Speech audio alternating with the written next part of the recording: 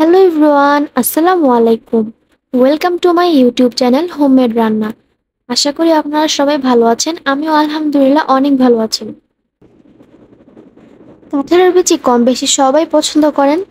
এই কাঁঠালের বিচি দিয়ে বিভিন্ন ধরনের রেসিপি তৈরি করা যায়। তো আজকে আমি রান্না করব ডাঁটা ও কাঁঠালের বিচি দিয়ে চিংড়ি মাছের ঝোল। তো এবার চলুন দেখে নেওয়া যাক। প্রথমেই আমি এখানে ডাঁটাগুলো খুব ভালোভাবে কেটে নিয়েছি, এখন পরিষ্কার পানি দিয়ে ধুয়ে নেব। এরপর আমি এখানে কাঁঠালের বিচিগুলোর খোসা ছাড়িয়ে পরিষ্কার করে নিয়েছি, এখন পানি দিয়ে সিদ্ধ করে নেব।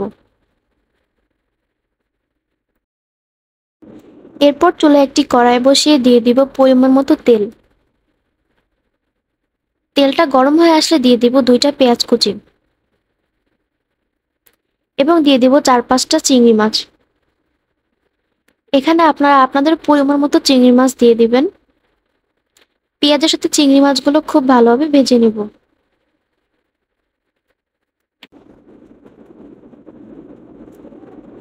পেঁয়াজটা বাদামি কালার হয়ে আসলে দিয়ে দিব 2 চা চামচ পেঁয়াজ রসুন বাটা।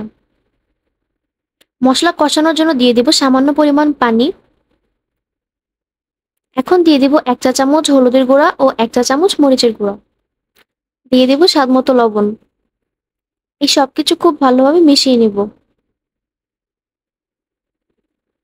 এখন ঢাকনা দিয়ে ঢেকে মশলাটা কিছুক্ষণ কষিয়ে নিব।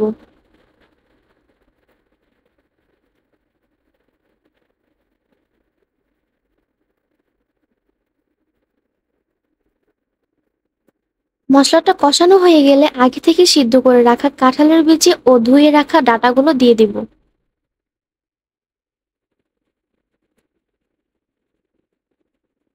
মশলার সাথে খুব ভালোভাবে মিশিয়ে নিব।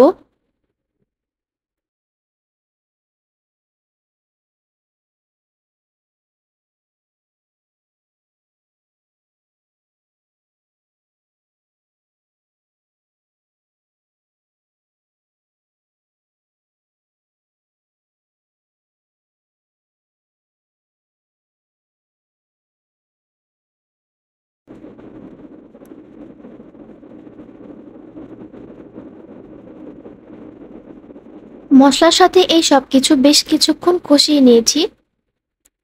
এখন দিয়ে দিব ঝোলের জন্য পরিমাণ মতো গরম পানি।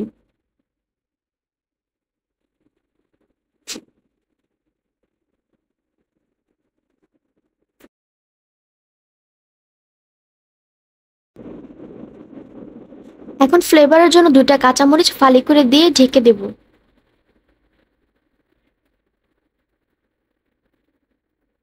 তরকারিটা আমি প্রায় 2-3 মিনিট জাল করে নিয়েছি, এখন নামিয়ে নিব।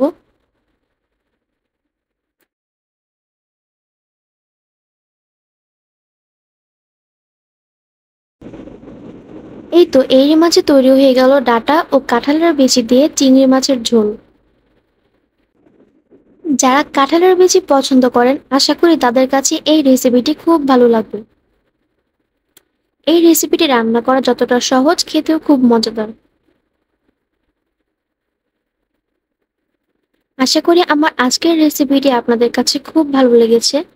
এই ধরনের রেসিপি দেখার জন্য আমার চ্যানেলটিকে সাবস্ক্রাইব করে পাশে থাকা বেল বাটনটি প্রেস করে রাখুন। আজকে তাহলে এইখানেই বিদায় নিচ্ছি। আল্লাহ হাফেজ।